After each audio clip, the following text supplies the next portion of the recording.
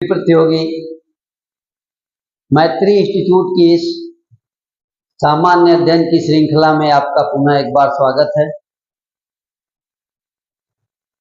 मूल अधिकार चैप्टर 6 की बात चल रही है और आज की कक्षा 7वें दिन की 7वीं कक्षा है। क्लास 7th भाग 7 में हम लोग अनुच्छेद 14 जो पिछली कक्षा में पढ़ चुके हैं, अनुच्छेद 14 के शेष हिस्से यानी कि विधि के समक्ष समता का जो अपवाद है, एक्सेप्शन है, जो इक्वलिटी बिफोर लॉ के मामले में, उसको हम लोग देखने वाले हैं। तो बात आज करते हैं कि अनुच्छेद 14 विधि के समक्ष समता के अपवाद। कि विधि के समक्ष सब लोग समान हैं, लेकिन कुछ लोगों को कुछ परिस्थितियों में इस समानता के अधिकार का अपवाद यानी कुछ प्रिविलेज, कुछ विशेषाधिकार प्राप्त हैं, जिसे हम लोग एक एक करके जानेंगे। तो सबसे पहला बिंदु क्या है जो विधि के समक्ष समता का अपवाद है? तो पहला बिंदु है राष्ट्रपति या राज्यपाल के विरुद्ध परमादेश जारी नहीं किया जा सकता। पुनः, राष्ट्रपति या राज्यपाल के विरुद्ध परमादेश जारी नहीं किया जा सकता। तो पहला बिंदु है राष्ट्रपति या राज्यपाल के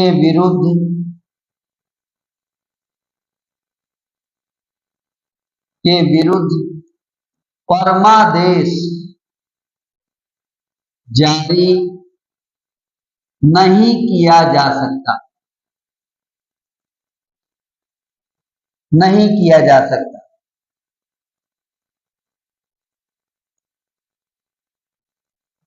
परमादेश जिसे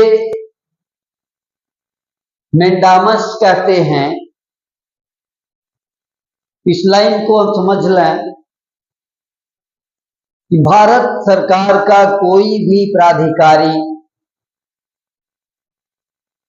अगर विधि के समक्ष समता का या विधियों का या स्थापित व्यवस्था का उल्लंघन करने का दोषी पाया जाता है, तो न्यायालय, उच्च न्यायालय और सर्वोच्च न्यायालय उसके खिलाफ परमादेश जारी करते हैं। उसके खिलाफ परमादेश जारी करते हैं, अर्थात उस प्राधिकारी के विरुद्ध जब परमादेश जारी होता है तो उसे अपने प्राधिकार का गलत प्रयोग करने की जो का दंड है उसे प्राप्त होता है। लेकिन राष्ट्रपति और राज्यपाल अपने पद पर रहते हुए जो कार्य करेंगे, जो अपने पदीय दायित्वों का निर्वहन करेंगे, उसके लिए, उसमें अगर कहीं कोई गलती होती है तो उसके लिए परमादेश जारी नहीं किया जा सकता। ये पहला अपवाद आपके सामने है। इसी के साथ राष्ट्रपति या राज्यपाल, अगला राष्ट्रपति या राज्यपाल के पदरत, मान लीजिए ये पद पर हैं, पदरत दायित्व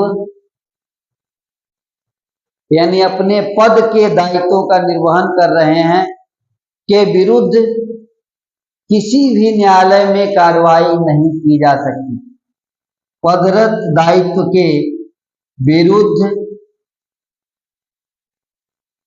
किसी भी न्यायालय में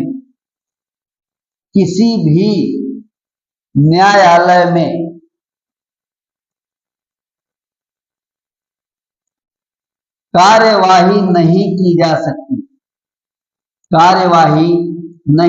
जा सकती, ये आप समझ लें कि संविधान ने ये विशेष बात दी हुई है अनुच्छेद 361 में, यानी ये दी है अनुच्छेद 361।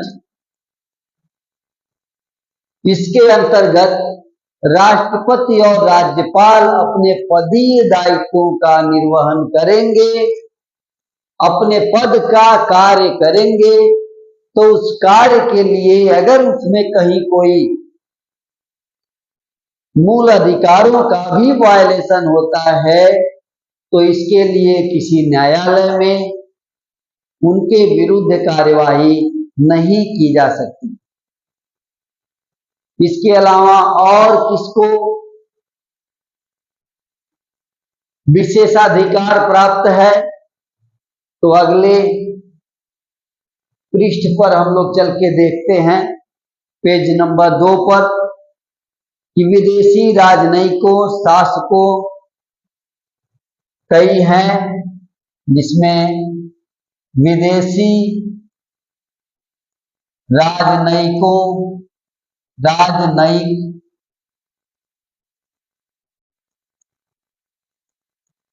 शासकों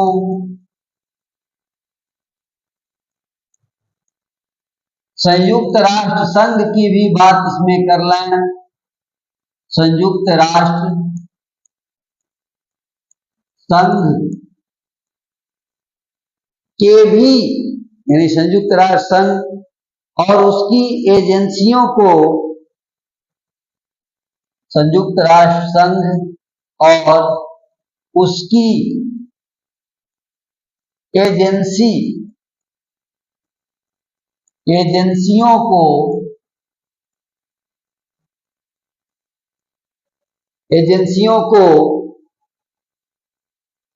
भारतीय न्यायालय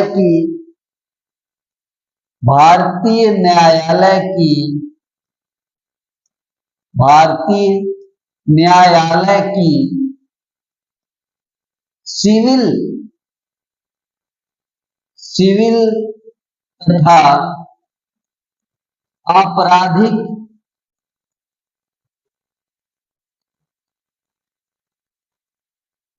सिविल न्यायालय की सिविल तथा आपराधिक अधिकारिता से मुक्ति प्राप्त होगी। सिविल तथा आपराधिक अधिकारिता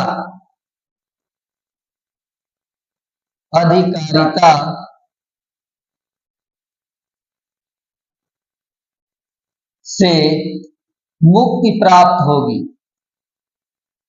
यानी यह जो अपवाद है, इसमें क्या देखा गया? इसमें देखा गया कि विदेशी राजनयिक होंगे, विदेशी शासक होंगे, संयुक्त राष्ट्र संघ हैं और उनकी एजेंसियों को भारतीय न्यायालय की सिविल और आपराधिक इन दोनों अधिकारिता से मुक्ति मिल गई। मतलब ये है कि जैसे सभी नागरिकों पर सिविल और आपराधिक न्यायिक प्रक्रिया चलती है, उस प्रकार की न्यायिक प्रक्रिया इन लोगों पर नहीं चलेगी। इन लोगों पर, विदेशी राजनयिक लोगों पर, शासकों पर, संयुक्त राष्ट्र संघ और उसकी अन्य एजेंसियों पर नहीं चलेगी। इसके अलावा और भी लोग हैं जिन्हें विशेषाधिकार प्राप्त है या अनुच्छेद 14 विधि के समक्ष समता से छूट प्राप्त है। और भी लोग हैं। और कौन से लोग हैं? तो भारत में सांसदों सांसद लोगों को अनुच्छेद 105 के तहत, अनुच्छेद 105 तथा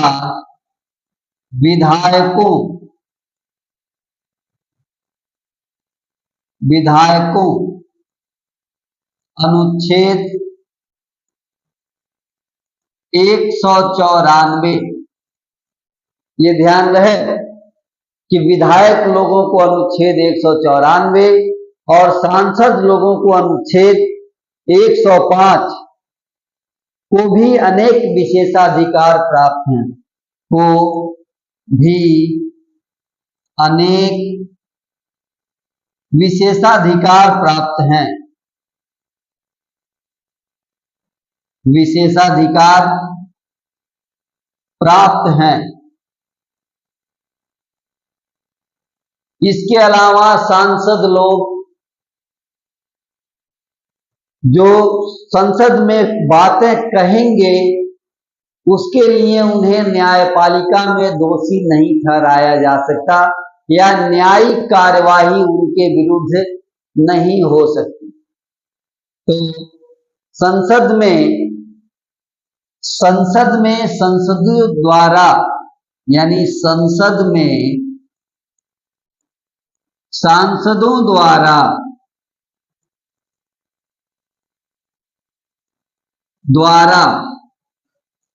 कही गई, सांसदों द्वारा कही गई किसी भी बात के लिए, कही गई किसी भी बात के लिए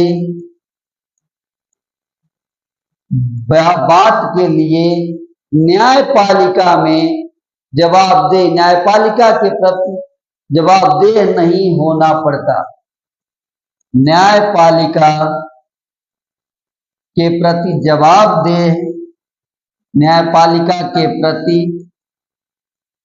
जवाबदेह नहीं होना पड़ता, जवाबदेह नहीं होना पड़ता।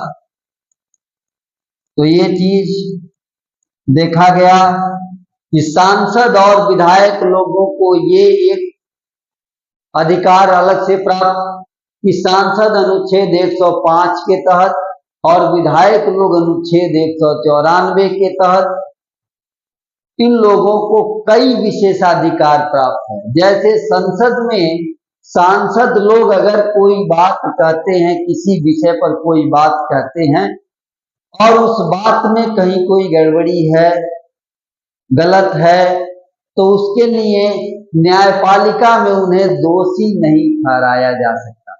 सदन के अंदर कही गई बात के लिए वो न्यायिक प्रक्रिया के शिकार नहीं होंगे, ये उनको एक विशेष लाभ प्राप्त है। इसी प्रकार अनुच्छेद 361 की बात करें तो अनुच्छेद 361 के तहत, अनुच्छेद 361 के तहत मीडिया को भी कई विशेषाधिकार प्राप्त हैं, कई विशेषाधिकार प्राप्त हैं। तो मीडिया को भी कई विशेषाधिकार मिले हुए हैं और यही वजह है कि मीडिया बहुत ताकतवर है, शक्तिशाली है, क्योंकि मीडिया पर भी विधि के समक्ष समता के कई मामले नहीं बनते हैं। तो इस प्रकार हम लोगों ने देखा अनुच्छेद 14 के कुछ अपवाद हैं और ऐसे कई वर्ग हैं जिन पर विधि के समक्ष समता का जो कानून है यह लागू नहीं होता कुछ परिस्थितियों में। तो अब तक बात कर रहे थे हम लोग अनुच्छेद 14 के अपवादों पर। अब बात करनी है अनुच्छेद 15 पर। अब अनुच्छेद 15 पर बात होगी। तो आइए अगले पृष्ठ पर हम लोग अनुच्छेद 15 पर बात करते हैं। अनुच्छेद 15, अनुच्छेद 15 ये कहता है कि धर्म, मूल वंश, जन्म स्थान, लिंग तथा जाति के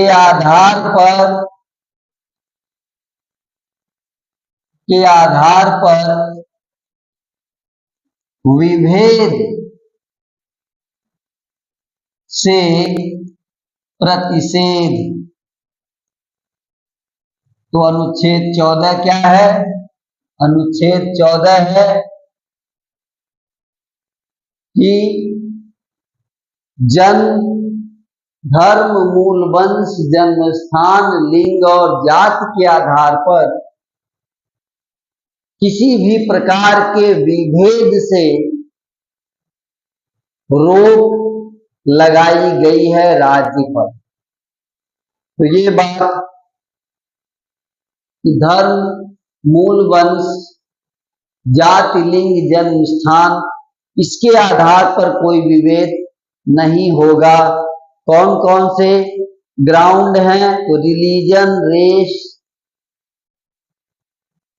रिलीजन,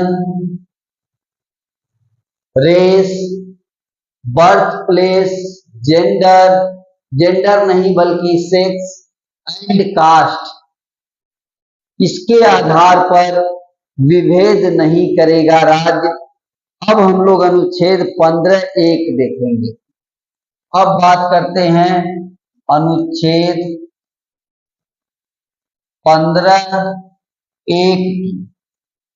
15(1) का पहला बिंदु, 15(1) का पहला बिंदु क्या है कि राज्य को आदेश दिया गया है। 15(1) में पहला बिंदु है कि राज्य को आदेश दिया गया है कि राज्य केवल धर्म, मूल वंश, जन्म स्थान, जात और लिंग के आधार पर किसी भी प्रकार का भेद नहीं करेगा। तो इसी बात को हम लोग नोट करेंगे कि राज्य को आदेश दिया गया है कि राज्य को आदेश दिया गया है कि राज्य धर्म, रिलीजन,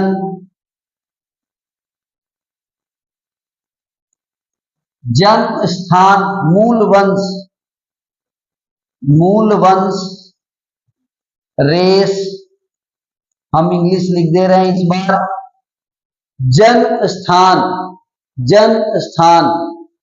प्लेस ऑफ बर्थ, जन्म स्थान, प्लेस ऑफ बर्थ,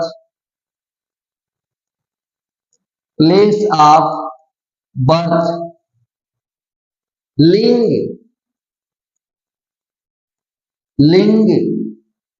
सेक्स और जात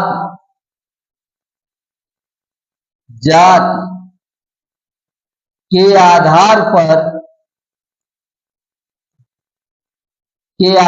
पर किसी के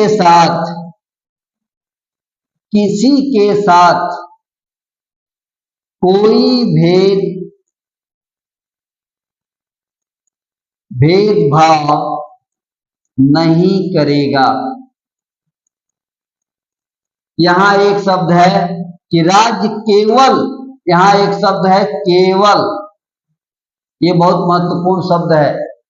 केवल, केवल धर्म, मूल वंश, जन्म स्थान प्लेस ऑफ बर्थ, लिंग, सेक्स और जाति कास्ट के आधार पर, और कास्ट जात के आधार पर किसी के साथ कोई भेदभाव नहीं करेगा, कोई विभेद नहीं करेगा।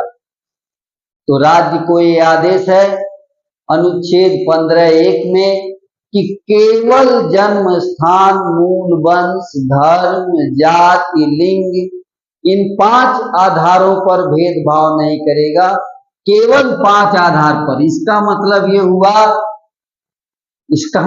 ये हुआ कि राज्य इन 5 आधारों के अतिरिक्त आधार पर भेदभाव कर सकता है।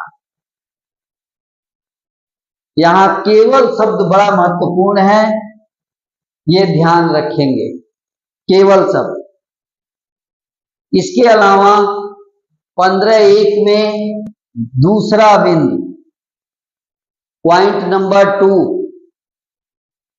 इसमें है कि दिए गए प्रतिषेध, ये जो भेदभाव के प्रति जो रोक है, प्रतिषेध है, प्रोहिबिशन है, वो प्राइवेट कंपनी पर लागू नहीं होते। केवल शब्द जो है ये विभेद को उपर्युक्त आधारों तक सीमित करता है। तो हम लोग इसी को डिफाइन कर रहे हैं कि ये जो केवल शब्द है ये प्राइवेट कंपनी पर लागू, केवल शब्द के वजह से प्राइवेट कंपनी पर ये लागू नहीं होता। तो लिखेंगे दिए गए प्रतिषेध, दिए गए प्रतिषेध प्राइवेट कंपनी पर, प्राइवेट कंपनियों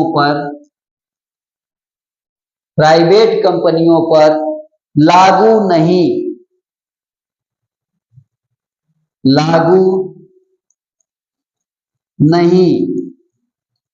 यहां केवल, ये ध्यान रखना है कि केवल शब्द विभेद को, यहां केवल शब्द जो है विभेद को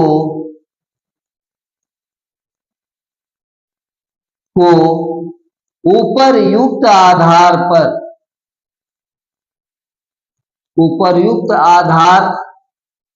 तक सीमित करता है।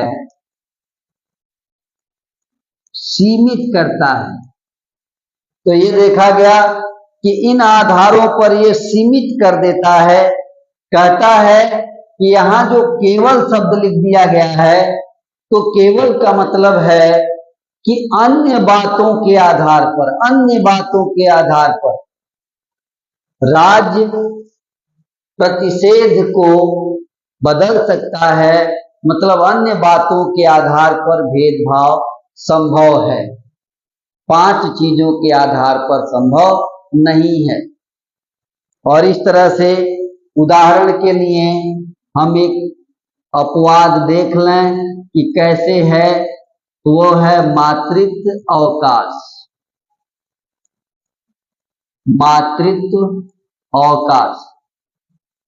महिलाओं को मातृत्व अवकाश प्राप्त है, पुरुषों को ऐसा कोई अवकाश प्राप्त नहीं है। इसका मतलब अगर सीधे तौर पर देखें तो पुरुष और महिला में यानी लिंग के आधार पर भेदभाव देखने को मिलता है, लेकिन गंभीरता से सोचने पर यह लिंग आधारित भेदभाव नहीं है, बल्कि महिलाओं की विशेष शारीरिक और जैविक रचना के कारण यह भेद है। और इस सुविधा, और ये भेद नहीं बल्कि इसके परिणाम से उन्हें कुछ सुविधा प्रदान की गई है। तो ध्यान रहे, इसलिए ये मातृत्व अवकाश जो है, मैटरनिटी लीव,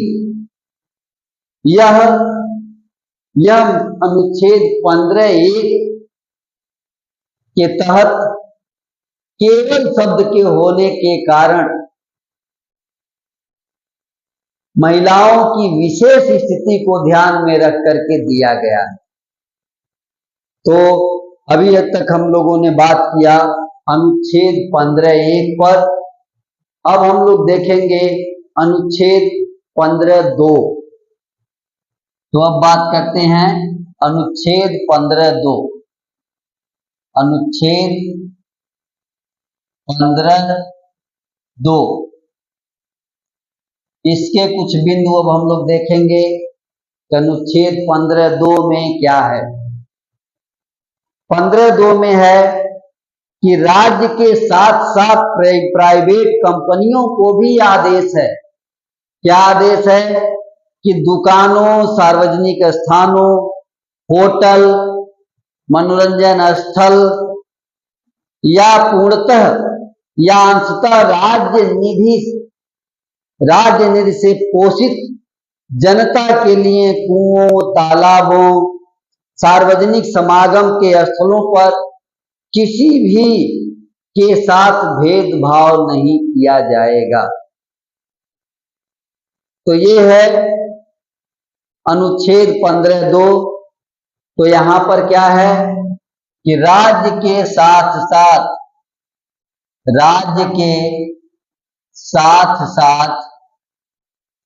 प्राइवेट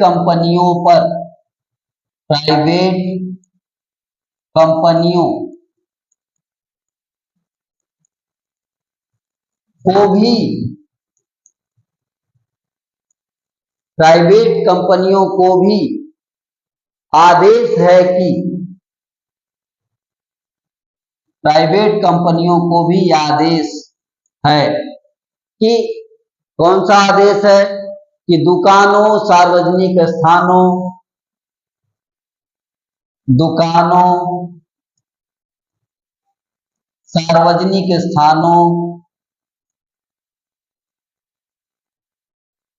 सार्वजनिक स्थानों, सार्वजनिक स्थानों के अलावा होटल, मनोरंजन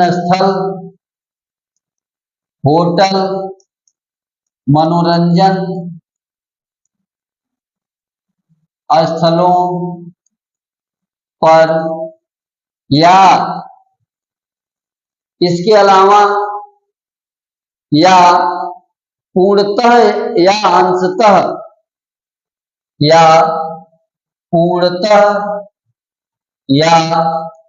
अंशतः राज्य निधि से पोषित सरकारी पोषित जनता के लिए कुओं, तालाबों, पोषित जनता के लिए कुओं, तालाबों, सार्वजनिक स्थानों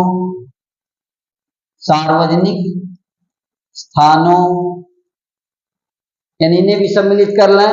सार्वजनिक स्थानों, समागम आदि स्थान पर किसी के साथ भेदभाव नहीं किए स्थानों तथा समागम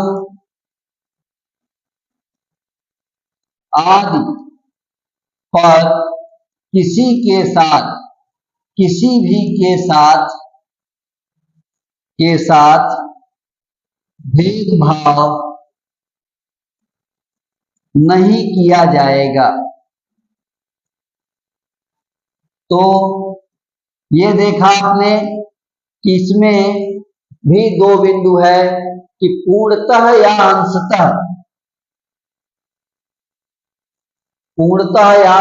अंशतः राज्य निधि से पोषित जनता के लिए जो कुएं होंगे, तालाब होंगे, सार्वजनिक स्थल होंगे, सार्वजनिक समागम होंगे, इनमें से किसी भी जगह पर भेदभाव नहीं करना है।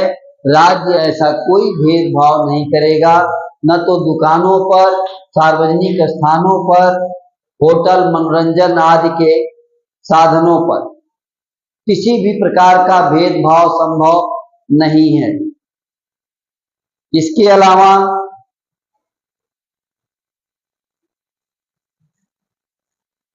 दो में राज्य जो है इन आधारों पर न तो दुकानों में, सार्वजनिक स्थानों में, होटल, मनोरंजन स्थलों पर या फिर कोई भी सरकार की निधि से पोषित कोई जगह इसमें से हो, उन पर किसी भी प्रकार का इस आधार पर विभेद नहीं करेगा। ऐसा करना, इसके पीछे जो कारण था वो ये कि अस्पृश्यता का अंत किया गया है। ठीक है, अस्पृश्यता का अंत, तो हम इसे कन्फर्म करना है। अस्पृश्यता का जो अनुच्छेद 17 है उसके बल द्वारा भी इसे इसमें जो है उसका भी प्रभाव यहाँ दिखता है कि ऐसे सार्वजनिक स्थान, तालाब, समागम जगह, उस पर किसी प्रकार का कोई भेदभाव नहीं होगा। ये बात कहता है अनुच्छेद 15(2). अब हम लोग बात करेंगे अनुच्छेद 15(3) पर। अनुच्छेद 15(3) अनुच्छेद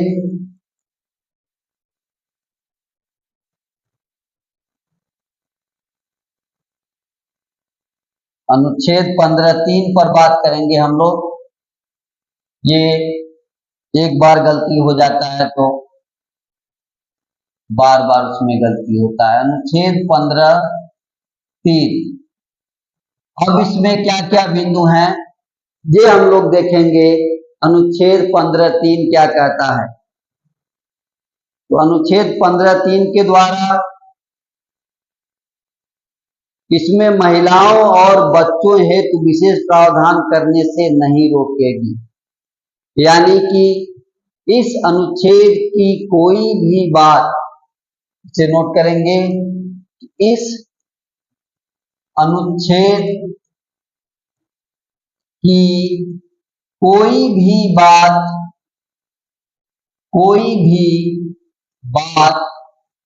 महिलाओं और बच्चों के लिए, कोई भी बात राज्य को महिलाओं और बच्चों हेतु, राज्य को महिलाओं और बच्चों हेतु,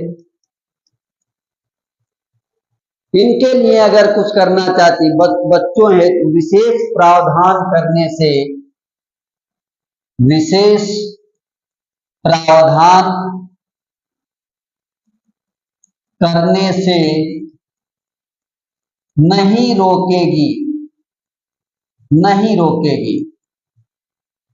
तो हम लोगों ने देखा अनुच्छेद 15(3) क्या कहता है? कहता है कि इस अनुच्छेद के अंदर जो भी बातें हैं, क्या बातें हैं? धर्म, मूल वंश, जात, जन्म स्थान और लिंग के आधार पर भेदभाव की मनाही है। लेकिन 15(3) में महिलाओं और बच्चों के साथ अगर राज्य कोई विशेष प्रावधान करता है तो ये इस अनुच्छेद के उपबंध उसे रोकेंगे नहीं, राज्य को कोई रोक नहीं करेंगे। और सुप्रीम कोर्ट ने भी अपने निर्णय में महिलाओं को प्राप्त प्रसूति अवकाश को केवल लिंग के आधार पर आधारित न होकर बल्कि शारीरिक स्थिति पर आधारित बताया। सुप्रीम कोर्ट ने कहा कि महिलाओं को जो प्रसूति अवकाश या प्रसूति सुविधाएं प्राप्त हैं वो लिंग के आधार पर भेदभाव नहीं है, बल्कि उनके विशेष शारीरिक और जैविक रचना के कारण उन्हें दी गई ये सुविधा है और इससे अनुच्छेद 14 विधि के समक्ष समता का उल्लंघन नहीं होता है। तो आइए इस बात को हम लोग नोट करते हैं। सुप्रीम कोर्ट के निर्णयानुसार सर्वोच्च न्यायालय के निर्णयों के अनुसार या निर्णयानुसार क्या बात है, सुप्रीम कोर्ट के निर्णय के अनुसार महिला को प्राप्त प्रसूति अवकाश, महिला को प्राप्त प्रसूति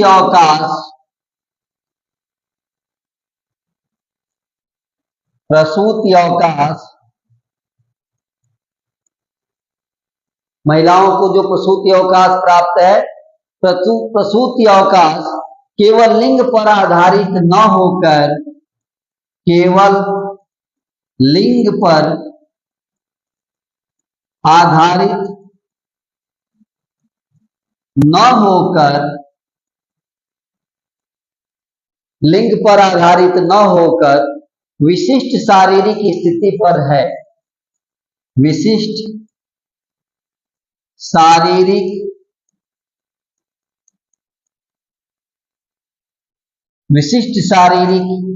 स्थिति पर आधारित है।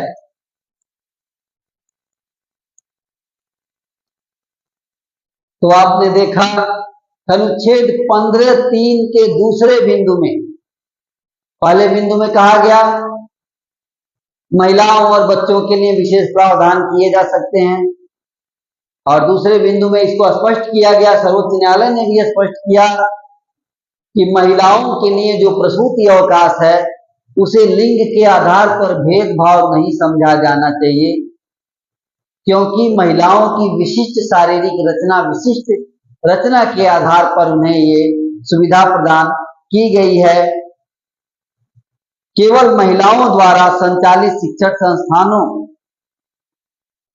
का भी स्थापना कर सकता है। इसके अलावा राज्य केवल महिलाओं द्वारा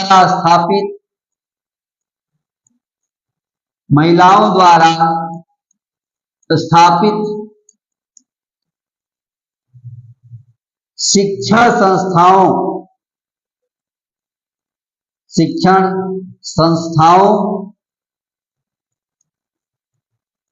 को भी संचालित कर सकता है,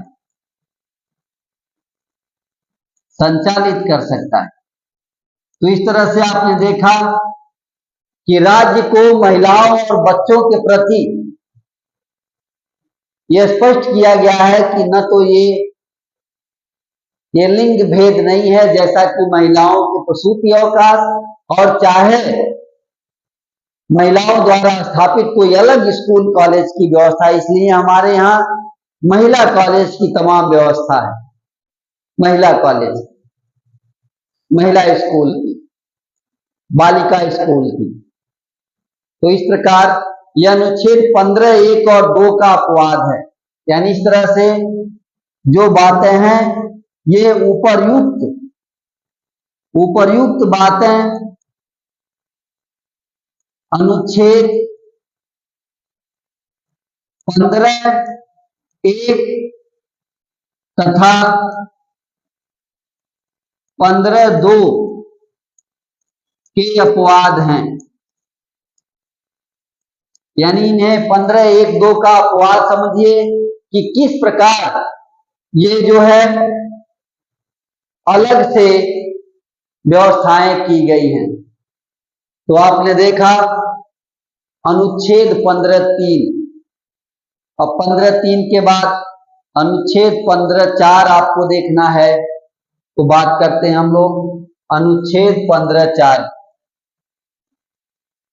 अनुच्छेद 15(4). यहां पहला बिंदु क्या है? अनुच्छेद 15(4) में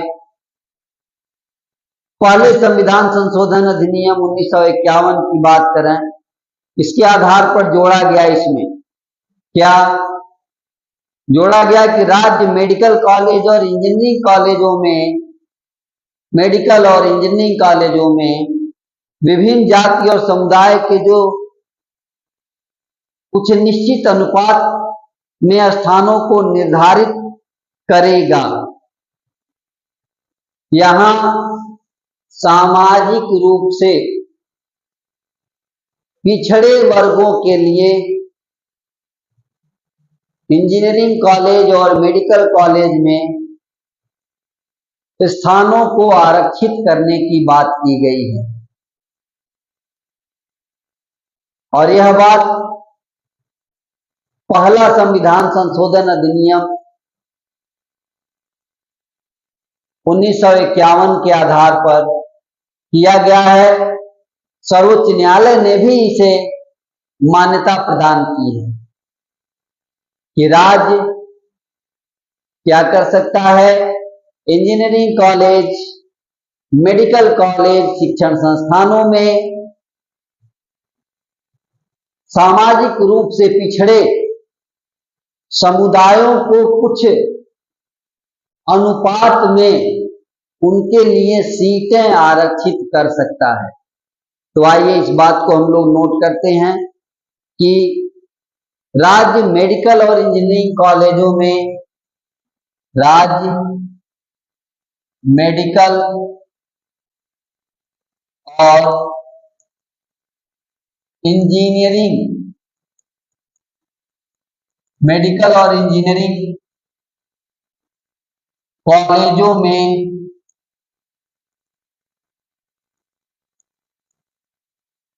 ऐसे कॉलेजेस में, मेडिकल और इंजीनियरिंग कॉलेजों में विभिन्न जातियों, समुदायों हेतु, विभिन्न जातियों,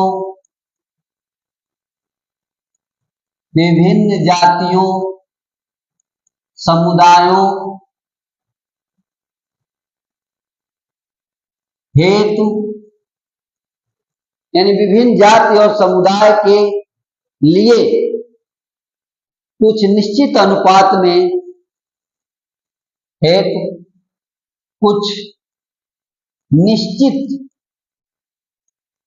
निश्चित अनुपात में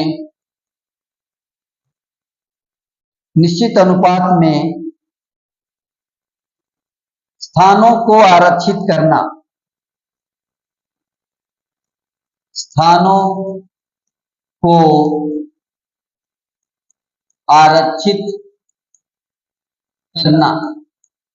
ये 15(4) के अंदर, ये 15(4) के अंदर ये व्यवस्था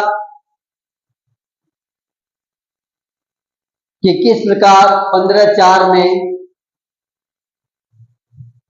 राज्य द्वारा या राज्य के नियंत्रण में जो सरकारी मेडिकल कॉलेज, इंजीनियरिंग कॉलेज हैं, उसमें कुछ जातियों या समुदायों को कुछ निश्चित सीमा तक सीटों का, स्थानों का निर्धारण किया जाएगा।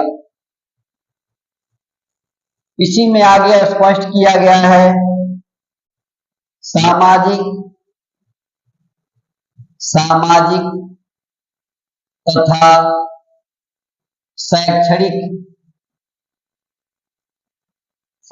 तथा शैक्षणिक दृष्टि से पिछड़े वर्गों, शैक्षणिक दृष्टि से पिछड़े वर्गों, अनुसूचित जातियों, अनुसूचित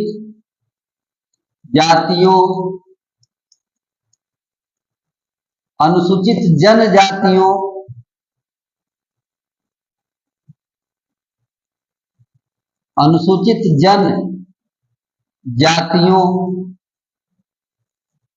तथा यानी इन सबको अनुसूचित जनजातियों हेतु विशेष प्रावधान।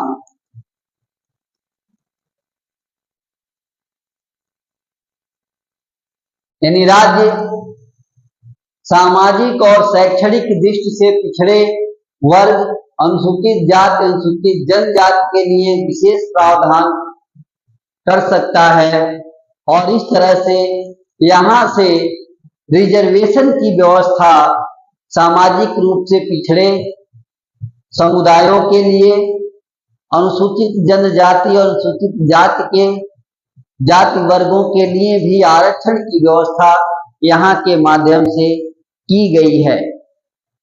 इसके अलावा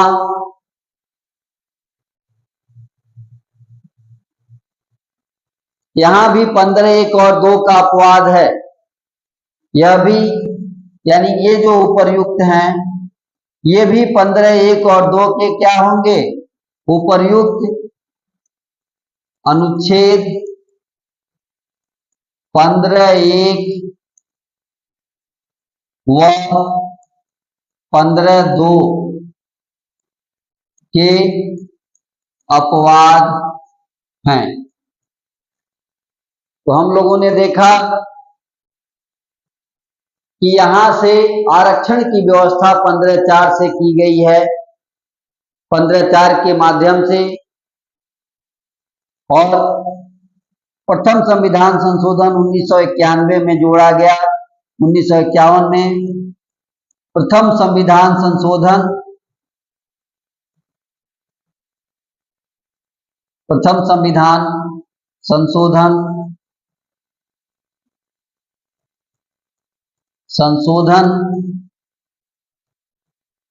1951 में जोड़ा गया।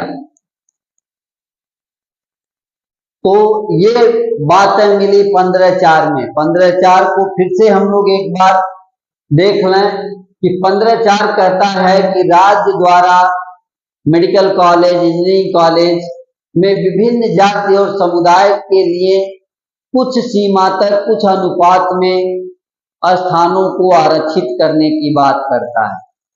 राज्य कहता है कि सामाजिक और शैक्षणिक दृष्टि से जो समुदाय पिछड़े हैं, अनुसूचित जातियां हैं, अनुसूचित जनजातियां हैं, इनके लिए विशेष प्रावधान करने की बात करता है।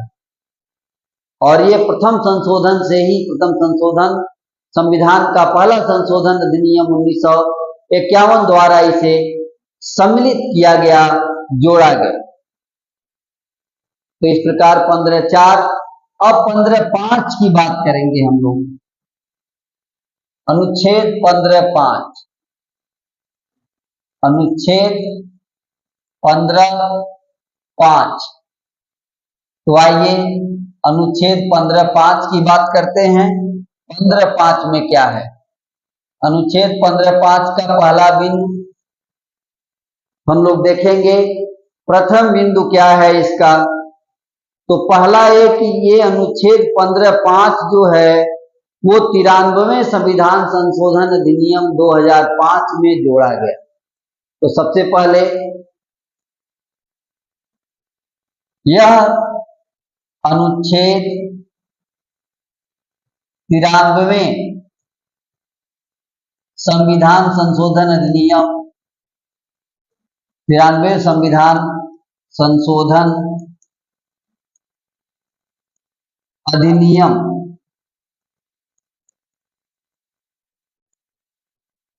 अधिनियम 2005 में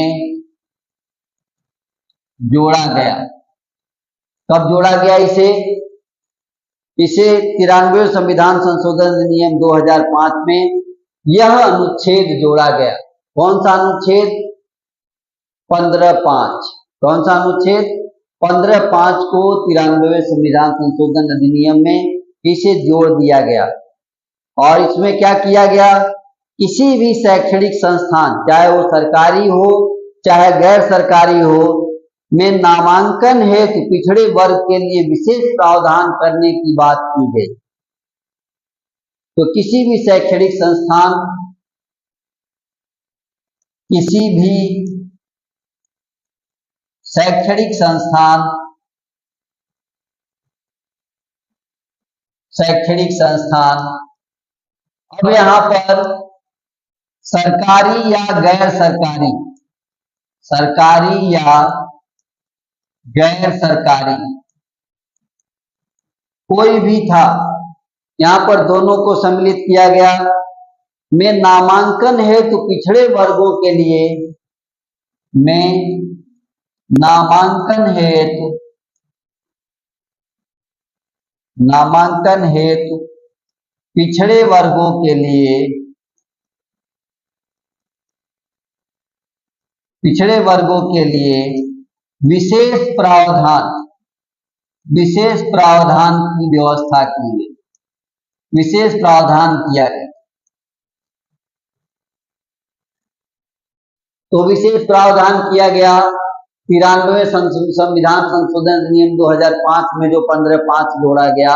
15(5) में शैक्षणिक संस्थान के अंदर चाहे वो सरकारी हो चाहे वो गैर सरकारी हो, दोनों में से किसी में भी नामांकन हेतु पिछड़े वर्गों के लिए विशेष प्रावधान करने की बात की गई। यहां पर एक अपवाद है जिसे हम नोट कर लें।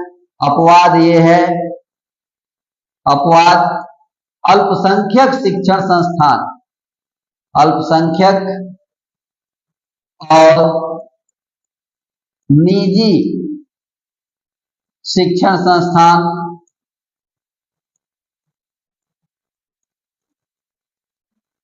अल्पसंख्यक और निजी शिक्षण संस्थान इसके अपवाद हैं, इसके अपवाद हैं। यानी कि अल्पसंख्यक शिक्षण संस्थान और निजी शिक्षण संस्थानों में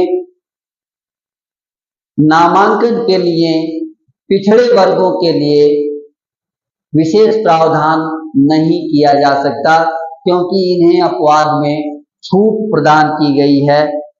ऐसे सुप्रीम कोर्ट ने 2008 में, सुप्रीम कोर्ट यानी सर्वोच्च न्यायालय ने 2008 में उपर्युक्त को वैध ठहराया,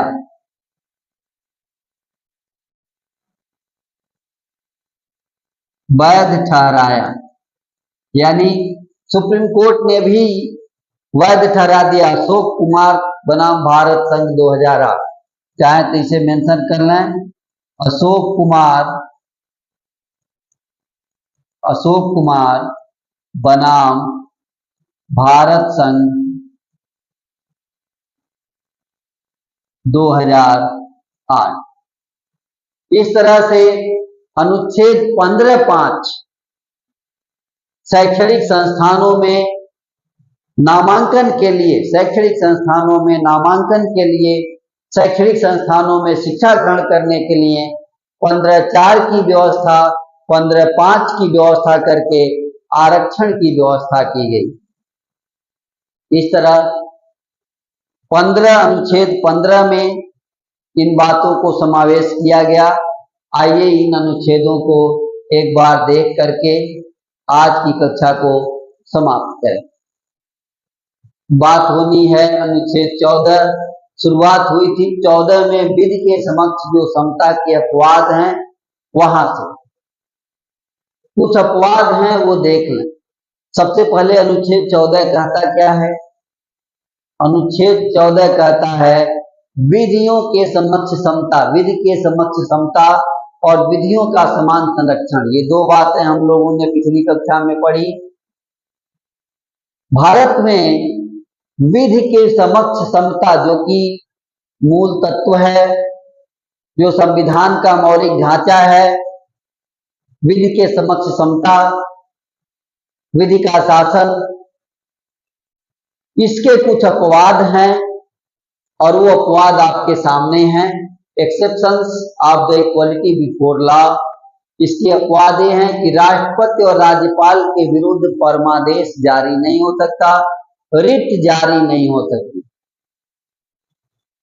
आगे हम लोग रिट के बारे में और पढ़ेंगे अनुच्छेद 32 में चलकर। फिलहाल परमादेश यानी कि सर्वोच्च न्यायालय, उच्च न्यायालय इनके विरुद्ध रिट जारी नहीं कर सकते। इसके अलावा दूसरे बिंदु में राष्ट्रपति और राज्यपाल अगर अपने पदीय दायित्व पद पर बने हुए हैं और पदीय दायित्वों का निर्वहन कर रहे हैं तो उनकी इस कार्यवाही के लिए न्यायालय में कहीं उन्हें चैलेंज नहीं किया जा सकता, न्यायालय में कोई कार्यवाही उन पर नहीं की जा सकती। ऐसा अनुच्छेद 361 के तहत उन्हें यह शक्ति प्राप्त है, यह विशेषाधिकार प्राप्त है। इसके अलावा अपवाद के अगले बिंदु में और किनको अपवाद प्राप्त है तो विदेशी राजनयिक हैं, शासक हैं, संयुक्त राष्ट्र संघ है, संयुक्त राष्ट्र संघ की अन्य एजेंसियां हैं, इनको भारतीय न्यायालय की सिविल और आपराधिक अधिकारिता से इन्हें भी मुक्ति प्राप्त है, यानी इन्हें भी भारत की सिविल और आपराधिक न्याय प्रक्रिया में नहीं लाया जा सकता।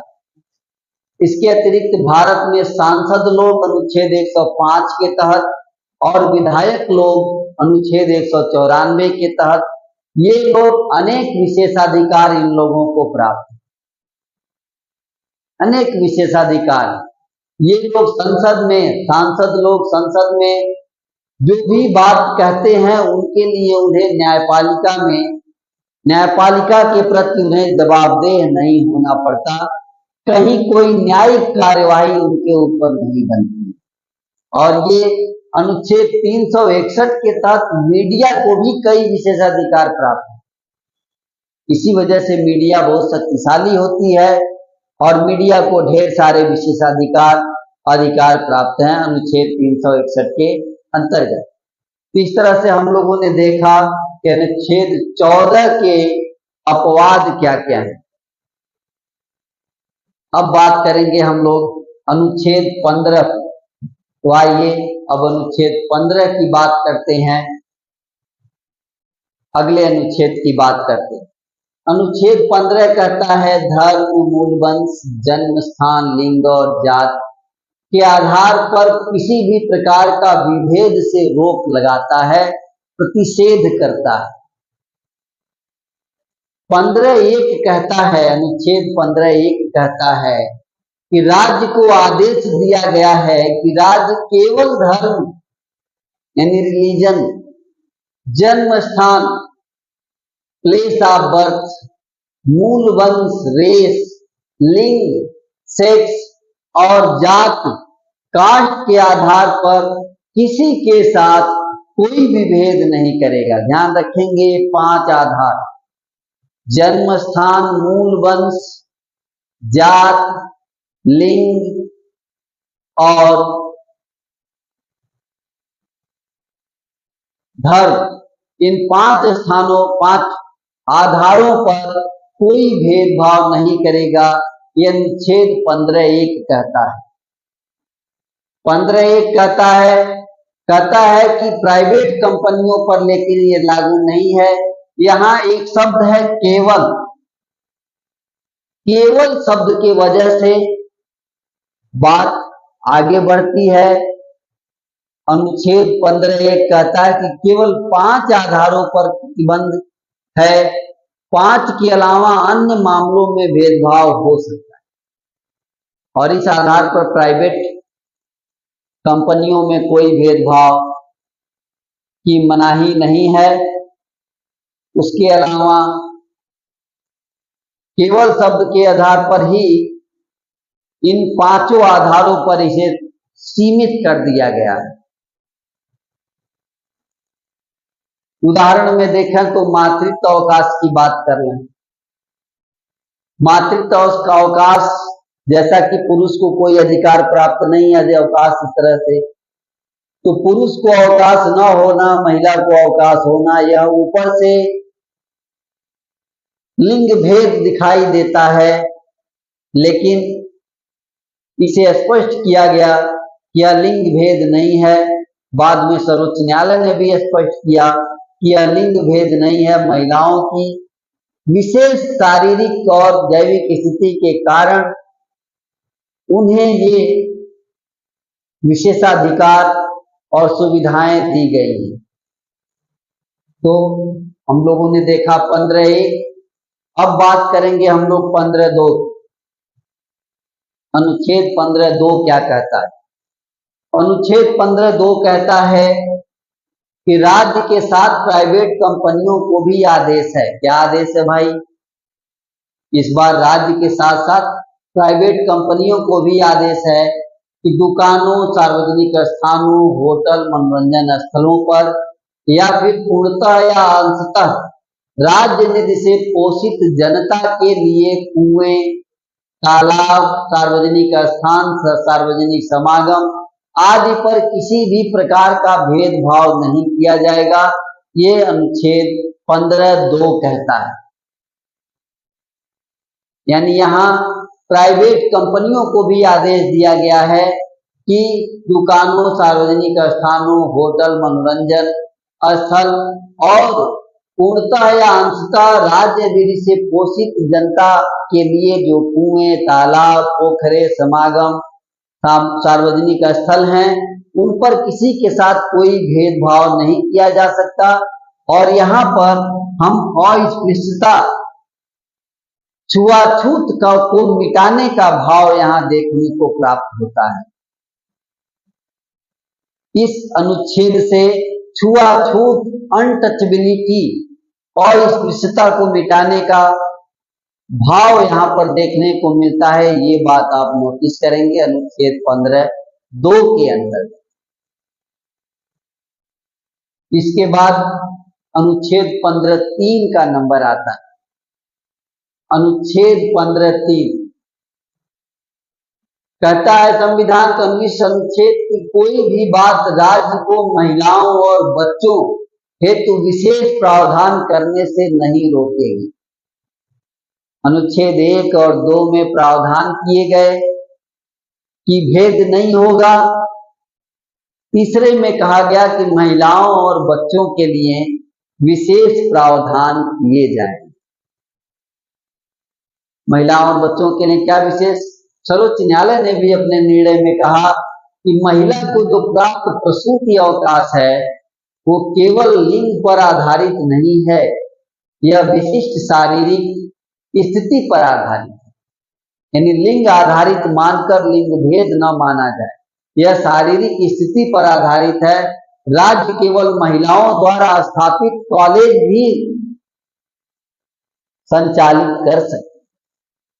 और आप जानते हैं कि राज्य द्वारा स्थापित महिला कॉलेज, बालिका स्कूल, तमाम ऐसे संस्थाएं हैं जो महिलाओं द्वारा संचालित। इन बातों को आप ये ध्यान लें कि अनुच्छेद 15(1) और 15(2) का ये अपवाद है, क्योंकि 15(1) और 15(2) सीधे सीधे मना करता है, कहता है कि कोई भी भेद स्वीकार नहीं है। लेकिन अनुच्छेद 15(3) में आपने भेद देखा। उसी प्रकार अनुच्छेद 15(4) में भी कुछ भेद देखने को प्राप्त होते हैं, और यह है 15(4) जो आरक्षण की व्यवस्था करता है। तो इसमें 15(4) में राज्य मेडिकल कॉलेज, इंजीनियरिंग कॉलेज में विभिन्न जातियों और समुदायों के लिए स्थानों को आरक्षित करेगा। यानी कि कौन विभिन्न जातियां? तो सामाजिक और शैक्षणिक रूप से पिछड़े वर्ग, अनुसूचित जातियां, अनुसूचित जनजातियों हेतु विशेष प्रावधान किया जाएगा।